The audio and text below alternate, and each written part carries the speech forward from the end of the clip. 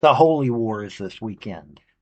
Those of you that are fans of BYU and Utah, you have a big one coming up.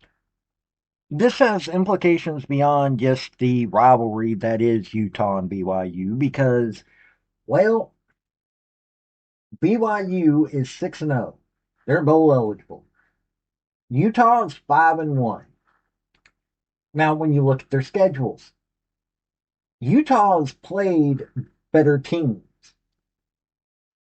They took down Arizona State.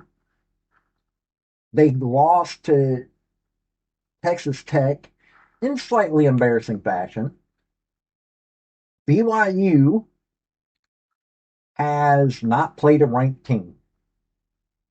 They went to overtime against Arizona. They beat West Virginia by 2 touchdowns. They beat Colorado in a close game. They went to East Carolina and beat them pretty soundly. Stanford, well, it's Stanford. And Portland State wasn't even a big deal. So you're looking at these two teams have had different seasons. BYU is ranked 15th. Utah is ranked 23rd. And in the Holy War, Utah leads us 62-36 to 4. 62 wins for Utah, 36 wins for BYU, and 4 ties. Now, BYU's won it the last two meetings.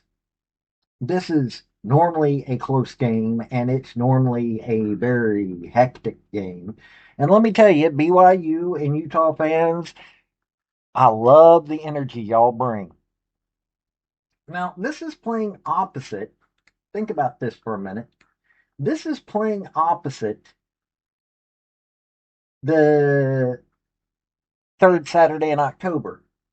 Two teams who also have major implications for the college football playoff. So you're looking at this and you should be wanting this game to be a big one. Because if Alabama does to Tennessee what they've been doing to a lot of other opponents, then people are going to want to go find another game. If Utah and BYU are duking it out like they normally do, this will be a much more exciting game to watch. And it'll bring a lot more eyes onto the Big 12. So, if you like college football, if you like college football rivalries, if you like college sports, period, hit like, hit subscribe, and we're going to get into this game. Hey folks, this is Paul with Redneck Sports. I want to thank you for viewing my video, and I want to give you one thought process. There was a famous coach at the University of Tennessee by the name of General Robert Neyland. He had 6 maxims, but number 2 maxim is what everybody should apply to their life. Play for and make the breaks. When one comes your way, score. That's how to live your life right there. Now, Utah is the visiting team, so I will cover Utah first. Devin Dampier is a heck of a lot of their offense. This man is 118 of 165, so he's 71.5% completion rate, 1,131 yards through the air, 11 touchdowns, 3 interceptions, only been sacked 3 times, so this is a really good offensive line, and a pretty decent quarterback on the throwing side. But he's also the leading rusher. He's got 65 carries, 378 yards, 5 touchdowns.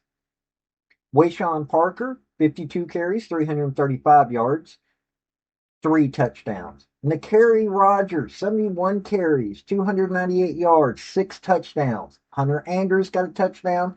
Bert Ficklin, QB2, 14 carries, 95 yards, 3 touchdowns.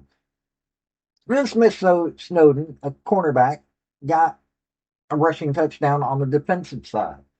Now, receiving, Ryan Davis has got 39 catches, 416 yards, 56-yard long run, 2 touchdowns. Dallin Bentley, 24 catches, 3 touchdowns. Tobias Merriweather has got 7 catches, 105 yards, but no touchdowns. Wayshawn Parker, the running back, 6 catches, 2 touchdowns. Hunter Andrews, or pardon me, J.J. Buchanan's got 2 touchdowns. He's a tight end. Larry Simmons got 3 catches, got a touchdown. Lander Barton, linebacker, got got 4 interceptions, 22 yards, 1 touchdown. And Bryce Duke, running back's got 2 catches and a touchdown. Very exciting offense. 19 rushing touchdowns, 12 through the air. On the defensive side, they got 16 sacks on opposing quarterbacks. They got 18 pass deflections, 6 uh, interceptions, one of which got returned for a touchdown, 2 forced fumbles, 1 fumble recovery. Oh, and that made it all the way to a touchdown. Now, John Henry Daly's leading tackler, 30 tackles. He's got 8 sacks on opposing quarterbacks. He's knocked back the opposing quarterback 68 yards, 1 pass deflection, 2 forced fumbles. Jonathan Hall's got 30 tackles. He's got 2 pass deflections and an interception that he took back 4 yards. Lander Barton, 29 tackles, half a sack, and 1 fumble recovery. Jason Benny, 28 tackles, 3 pass deflections, 3 interceptions. He's the one that returned 1 for a touchdown. Got 103 yards rushing as a safety, 57-yard long run. Now, penalties, you're talking 31 penalties, 278 yards, 46 yards. Not super disciplined, but pretty disciplined.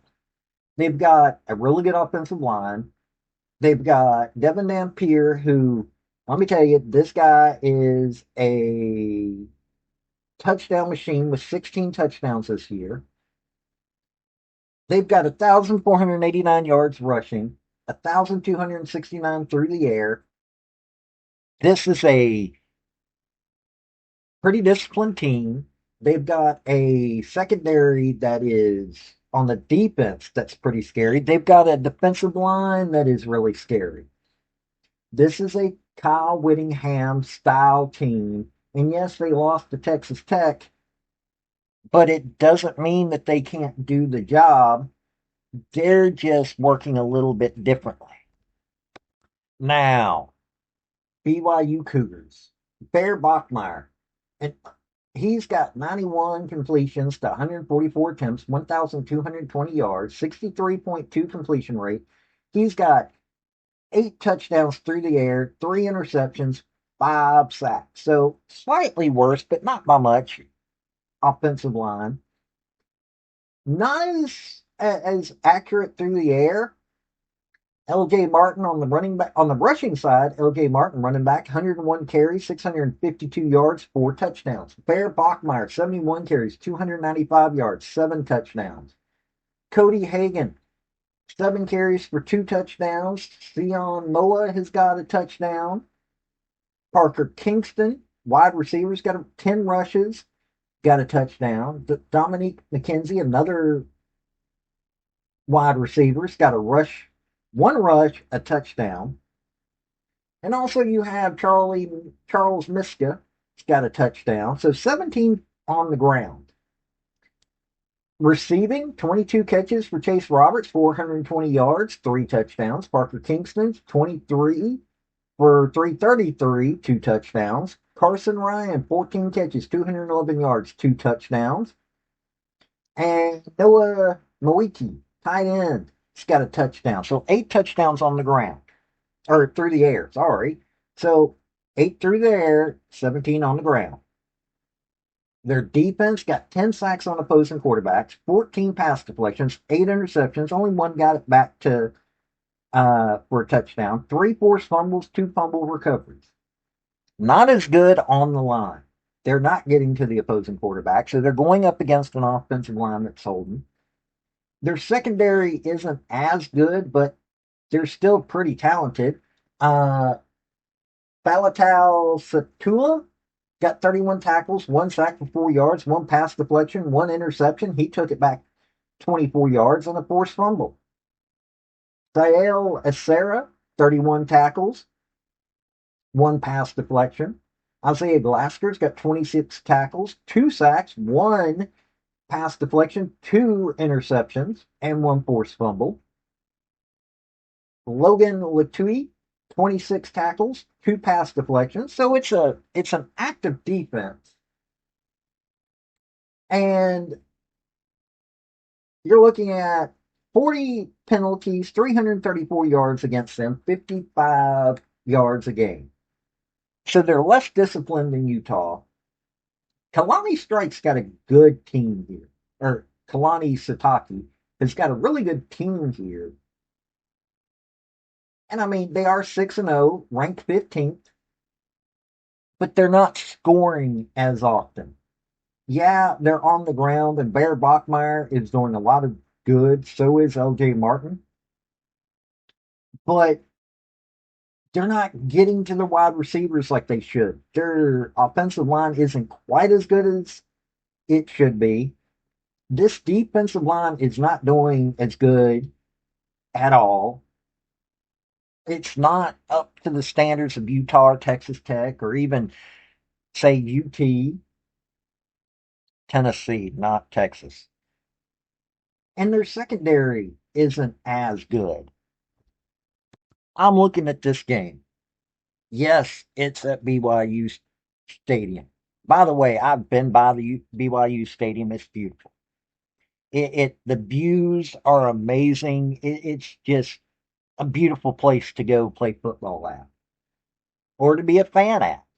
But I'm looking at this Utah team. Far better defense, far better offense, an offensive line that is holding far better, especially considering who they played. I'm thinking that Utah's got this one this year. Utah is looking to be a far better team, but that's not saying anything when you're talking about a rivalry. BYU's won it the past 2 years. BYU wants to win it, and it's at home. But they are facing a far better team. Utah is going to be having to fight every minute of this game. BYU is going to be fighting every minute of this game. It being at BYU, oh, that's going to bring a lot of fans out there. The refs better call the game correctly because they don't call it the Holy War for nothing. I think that after this game, it's going to be 60. Let me get back to that. 63 wins for Utah. I really do think that that's going to be the case. But you tell me what you think. This has been Paul with Redneck Sports. Y'all have a good day now. Bye. I want to thank you for watching my video. And if you like what you saw, like, subscribe, and comment. Y'all have a good day now.